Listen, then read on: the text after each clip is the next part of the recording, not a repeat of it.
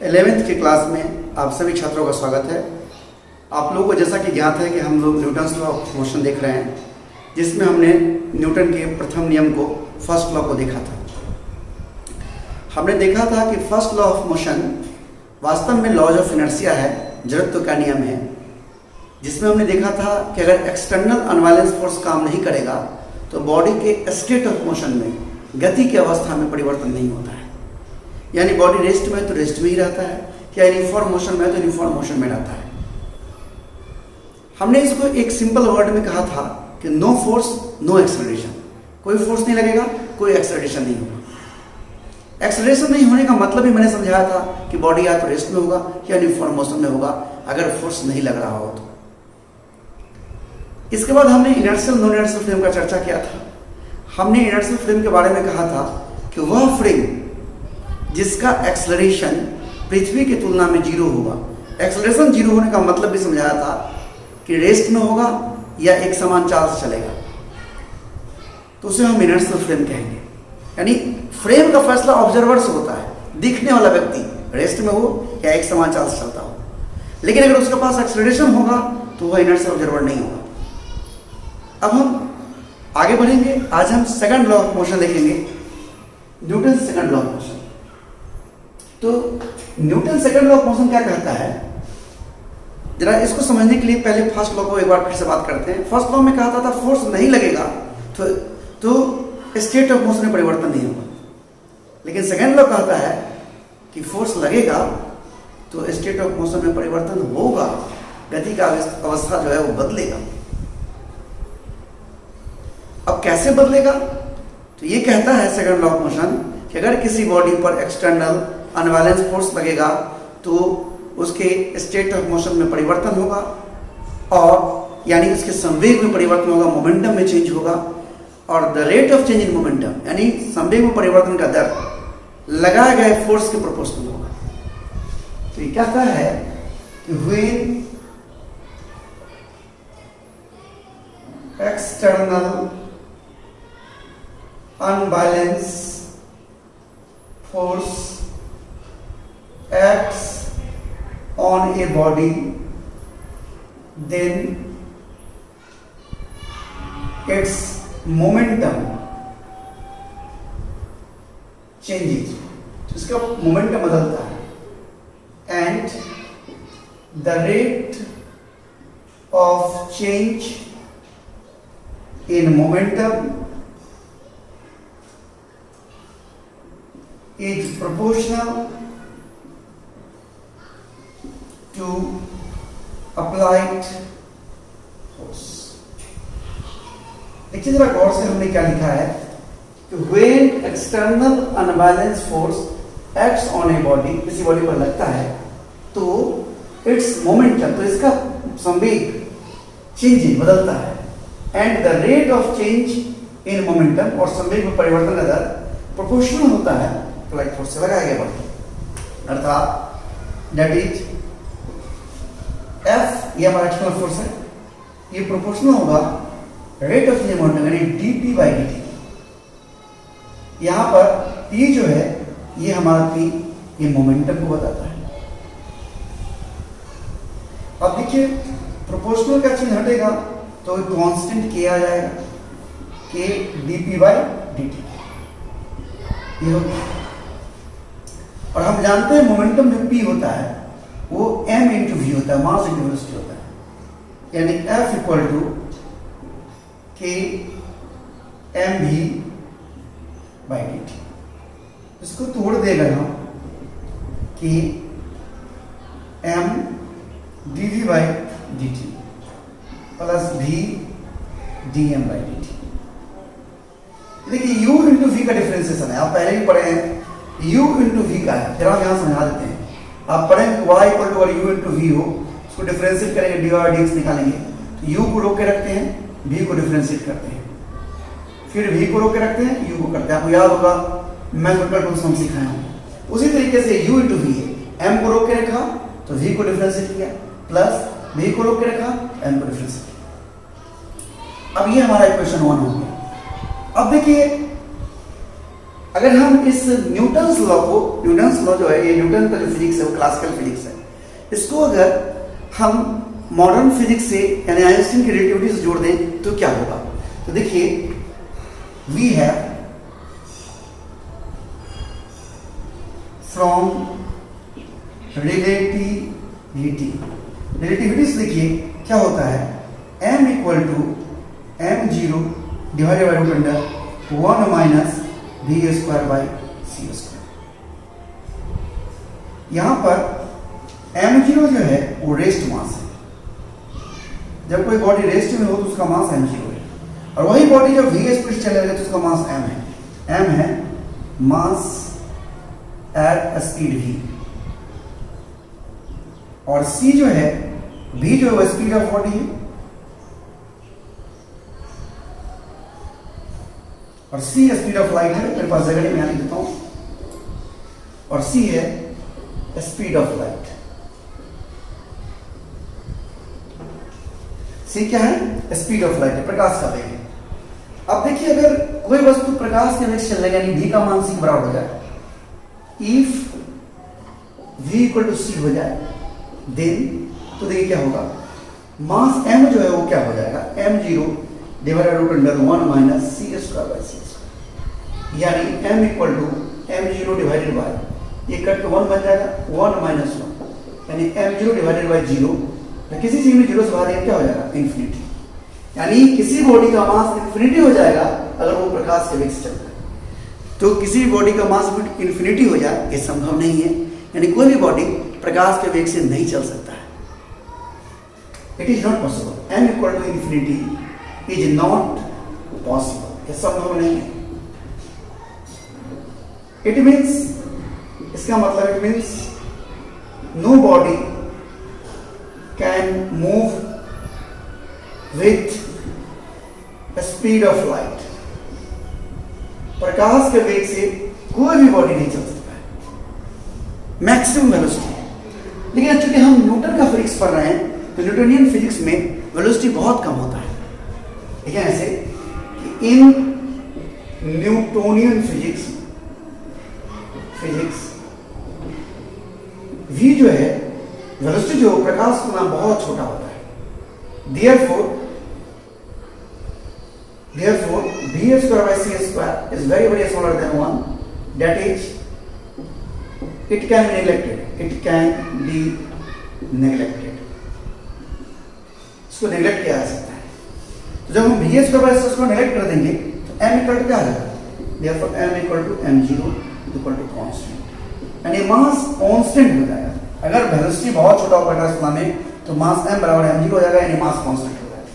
और जब mass constant होगा तो हम जानते हैं कांस्टेंट चीज का डिफरेंशिएशन 0 होता है, इसीलिए dm बाई dt बराबर dm0 बाई dt बराबर 0। और अगर ये 0 हो जाएगा तो इक्वेशन 1 क्या हो जाएगा, therefore इक्वेशन 1 becomes क्या हो जाएगा, f इक्वल टू k, 0 है क्या होगा, m dt by dt, f equal to k m dt by dt, ये हमारा इक्वेशन 2। अब हम इस पर डिस्कस करेंगे और आगे की बात करेंगे। मेरे पास जगह नहीं, इतना आप नोट कर लीजिएगा।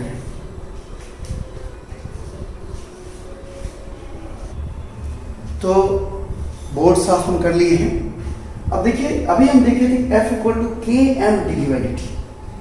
जरा यहां से शुरू करते हैं डिस्कशन।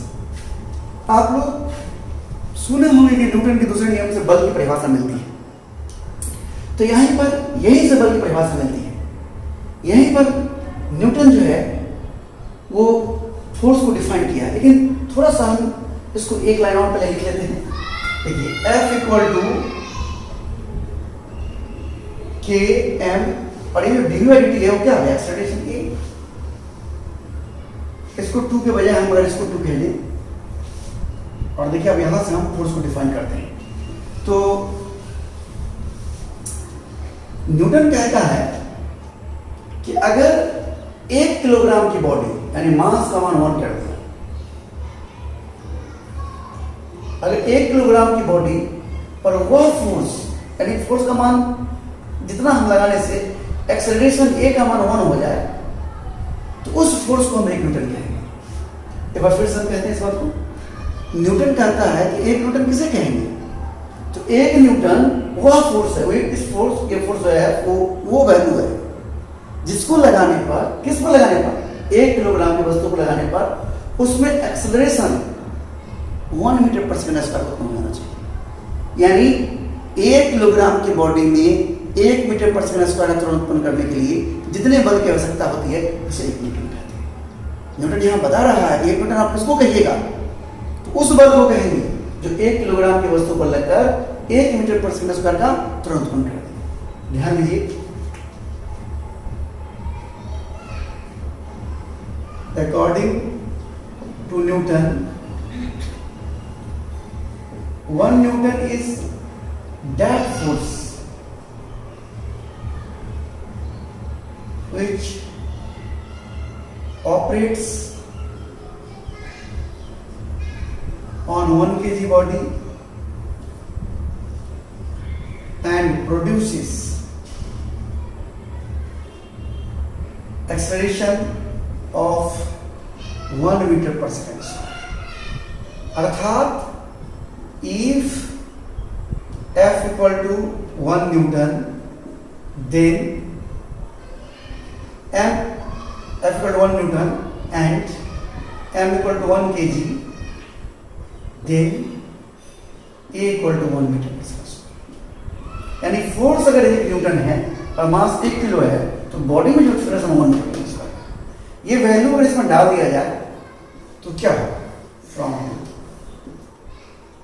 इसको मान 1 है equal to K into 1 into 1, यानी यहाँ देखिए K इक्वल टू क्या आ गया, देखिए K का मान 1 ये माना गया है, यानी न्यूटन ने जिस तरह से फोर्स को डिफाइन किया है उसके वजह से K का मान 1 आ गया। अगर कुछ अलग तरीके से डिफाइन किया जाए 1 न्यूटन को तो कुछ अलग मान K का आ सकता है। तो आपको हो सकता है कि कई जानकार लोग पूछ दे कि K का मान 1 कैसे हो जाता है, तो इसका यहाँ पर डिस्क्रिप्शन है कि न्यूटन ने 1 न्यूटन उस फोर्स को कहा है जो 1 किलोग्राम की बॉडी में 1 मीटर पर सेकंड स्क्वायर का त्वरण उत्पन्न कर दे, और इस स्थिति को मानने पर K का मान 1 आता है। तो इस K का मान 1 करने पर क्या होगा, देयरफॉर इक्वेशन 2 बिकम्स क्या हो जाएगा, F equal to F equal to m। एक फॉर्मूला हो गया कि किसी बल पर लगने वाला नेट एक्सटर्नल फोर्स, ये कुल बाहरी बल है, ये F जो है ये F देख रहे हैं, ये हमारा नेट एक्सटर्नल फोर्स है और वो बड़ा हो जाता है बॉडी के मास, और ये इनटू ये जो हमारा है वो क्या है, ये हमारा है एक्सेलरेशन। देख रहे हैं, यहां पर इस बात को समझना जरूरी है, ये जो न्यूटन सेकेंड लॉ है इसको भी आप जहां मन हो वहां नहीं लगा सकते हैं, ये भी केवल इनर्शियल फ्रेम में ही वैलिड होगा, जो मैंने कल बताया था इनर्शियल फ्रेम किसको कहते हैं। यानी Newton's second law of motion is only valid in inertial frame, केवल इनर्शियल फ्रेम वैलिड है, समझ रहे हैं। लेकिन अगर इसमें कुछ सुधार किया जाए, कुछ मॉडिफिकेशन किया जाए तो नॉन इनर्शियल फ्रेम में वैलिड हो सकता है, लेकिन मॉडिफिकेशन बाद ऐसे प्योर जो ये हमारा सेकेंड लॉ जो है वो इनर्शियल फ्रेम में ही वैलिड है, समझ रहे हैं। यहां पर मैं इस बात कर देता हूं, बट after some modification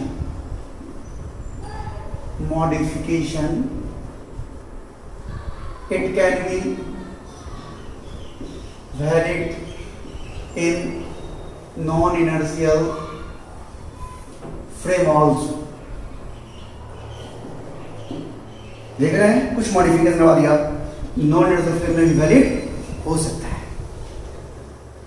अब देखिए यहां पर न्यूटन के सेकेंड लॉ से आप फर्स्ट लॉ को डिफाइन कर सकते हैं, कैसे देखिए, from second law of motion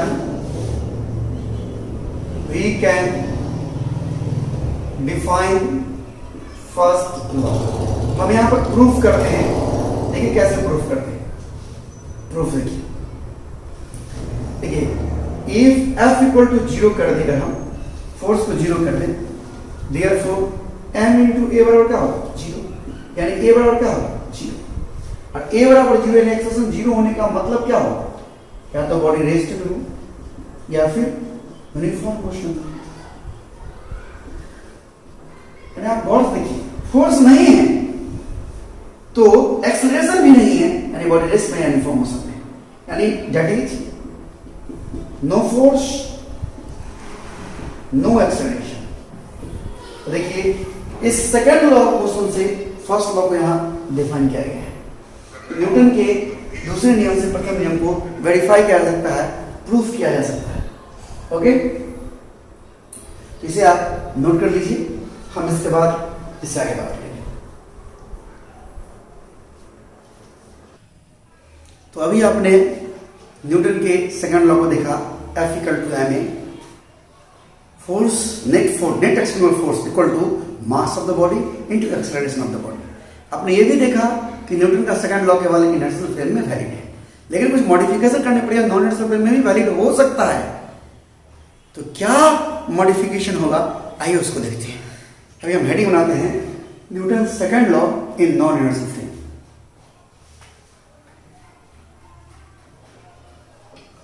Newton's second law in non inertial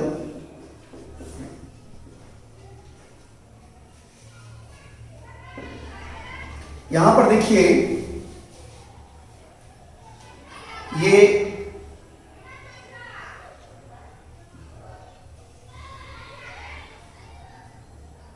x Y Z एक इनर्शियल फ्रेम, रेस्ट फ्रेम है, इनर्शियल फ्रेम हमारा ये, यानी इसमें कोई ऑब्जर्वर है, यहां पर मान लीजिए कोई ऑब्जर्वर खड़ा है, कोई व्यक्ति खड़ा है जो किसी घटना को देख रहा है। मान लीजिए कि कोई पार्टिकल पी है, इस पार्टिकल पी को देख रहा है, ये पार्टिकल कहीं चल रहा है स्पेस में, इसको देख रहा है। तो इसमें जो खड़ा व्यक्ति है वो रेस्ट में, इनर्शियल फ्रेम में, और इस व्यक्ति के हिसाब से, यानी एक्स वाई जेड फ्रेम के हिसाब से इस पार्टिकल पी का पोजीशन आर है। अब एक दूसरा फ्रेम है,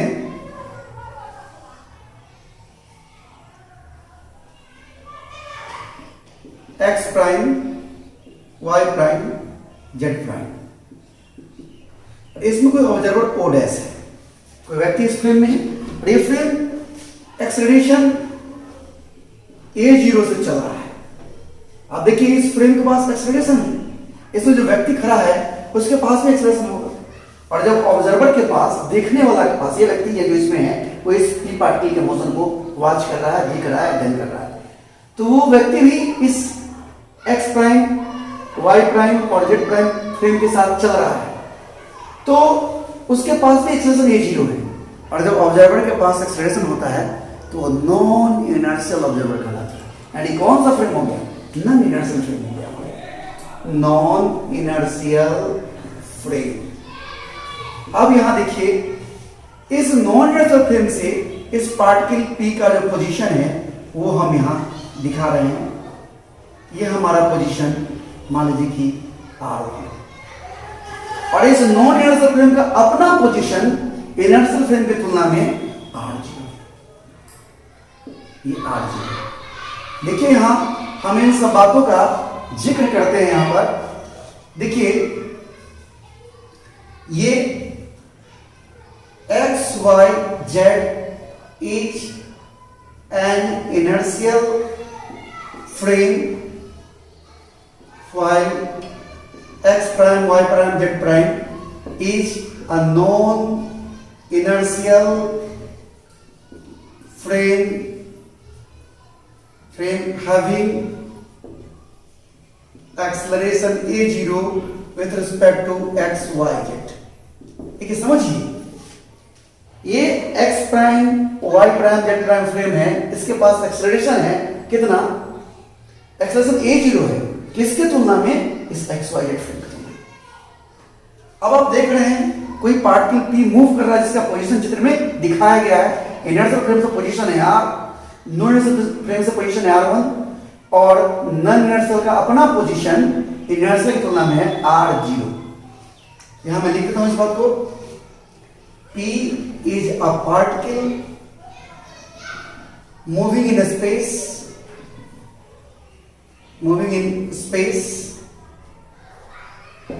its position, यानी ये its इस पार्टिकल P के लिए प्रयोग कर रहे हैं, its position is shown in figure, इस चित्र में ये दिखाया गया है। अब आप लोग ट्रायंगल ऑफ एडिशन वेक्टर में पढ़े होंगे, जानते होंगे। देखिए गौर से, O dash plus O dash P बराबर ओ पी। एक वेक्टर के हेड के पास दूसरे का टेल है तो पहला का टेल दूसरे के को मिला देते हैं। देखिए आप गौर से, from triangle law of addition क्या होगा, O dash plus O dash P बराबर हो, यानी R0 plus R1 equal to R, यानी यहां से आप ये तो पोजीशन वेक्टर का रिलेशन देखिए, इसको इस पोजीशन वेक्टर को समय के साथ डिफरेंशिएट किया जाए तो आप तो जानते हैं वेलोसिटी बन जाएगा। Differentiating equation 1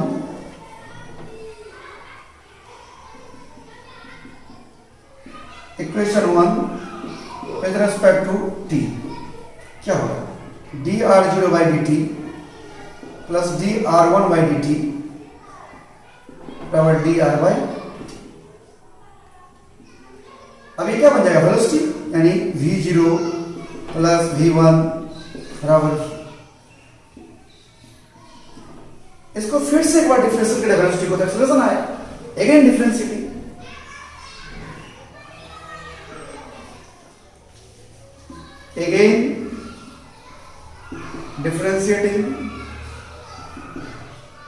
equation 2 with respect to t।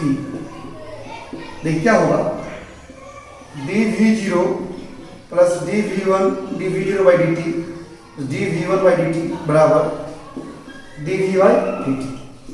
और ये तो एक्सेलरेशन बन जाएगा, जब वेलोसिटी को समय के साथ डिफरेंशिएट करते तो एक्सेलरेशन बन जाता है, क्या हो जाएगा, a0 plus a1 equal to, देख रहे हैं आप, ये हमारा क्वेश्चन थी।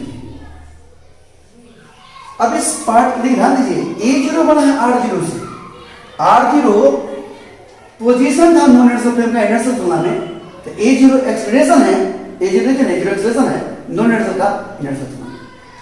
R1 पार्टिकल का पोजीशन था नॉन इनर्शियल तुलना में, तो a1 पार्टिकल का एक्सेलरेशन है, इस पार्टिकल का एक्सेलरेशन है a1 किसके तुलना में, नॉन इनर्शियल, और R से बना है V, R से बना है A, तो R पार्टिकल का पोजीशन है इनर्शियल की तुलना में, XY की तुलना में, तो ये A जो है वो पार्टिकल का एक्सेलरेशन है इस इनर्शियल XY की तुलना में। अब मान लीजिए इस पार्टिकल का मास m है, लेट m क्या है, मास ऑफ पार्टिकल, P का मास है, इसे मल्टीप्लाई करिए क्वेश्चन 3 को, multiplying both sides by m, equation 1 को 3 को मल्टीप्लाई करें क्या होगा, ma0 plus ma1 equal to ma। आप देखिए क्या बन जाएगा, ये m इंटू a0, इसको ऐसे रहने का मास बनाया था, फोर्स हो गया, ये एक फोर्स है, लेकिन अभी समझाने के लिए ऐसे रखता हूं, ma1 मास गुना a1, देखिए ये एक फोर्स बन गया F1, आप इसको भी F0 लिख सकते थे, लेकिन इसको जानबूझकर समझाने के लिए मैं ऐसे रखा हूं, इक्वल टू F। वास्तव में आप क्या जानना चाहते हैं, क्या हेडिंग है आपका, Newton second law in non inertial frame, यानी नॉन इनर्शियल फ्रेम में लगने वाला फोर्स। तो नॉन इनर्शियल फ्रेम के तुलना में पार्टिकल का पोजीशन R1 था, तो नॉन इनर्शियल फ्रेम में पार्टिकल का एक्सेलरेशन a1 है, तो नॉन इनर्शियल फ्रेम में पार्टिकल का फोर्स F1 है, यानी आप F1 जानना चाहते हैं, नॉन इनर्शियल फ्रेम में लगने वाला फोर्स। यहां से देखिए, इसलिए F1 इक्वल टू क्या हो जाएगा, F माइनस ma0। अब देखिए F1 equal to F plus minus mg। यानी देखिए गौर से यहां पर नॉन इनर्शियल फ्रेम में लगने वाला जो फोर्स है वो बराबर है इनर्शियल फ्रेम में लगने वाला फोर्स प्लस एक एक्स्ट्रा फोर्स। यानी जब आप नॉन इनर्शियल फ्रेम में न्यूटन का सेकंड लॉ लगाएंगे तो इनर्शियल फ्रेम में लगने वाला फोर्स तो चाहिए ही चाहिए, उसके अलावा एक एक्स्ट्रा फोर्स चाहिए, और इसी एक्स्ट्रा फोर्स को हम कहते हैं pseudo force. This extra force is called pseudo, देखिए कैसे करते हैं, PSEUDO, सूडो फोर्स। ध्यान दीजिए नॉन इनर्शियल फ्रेम में जो फोर्स लगेगा वो कितना होगा, तो इनर्शियल फ्रेम में लगने वाला फोर्स जो वास्तव में लगता है उसके अलावा एक एक्स्ट्रा फोर्स होगा माइनस mg, ये फोर्स है माइनस mg, इसी को हम लोग बोलते हैं सूडो फोर्स। तो इसको नोट कर लीजिए, इस पर डिस्कशन अब अगली क्लास में करेंगे, इस पर काफी बातें होगी। आज यही तक 30 मिनट बनाएंगे।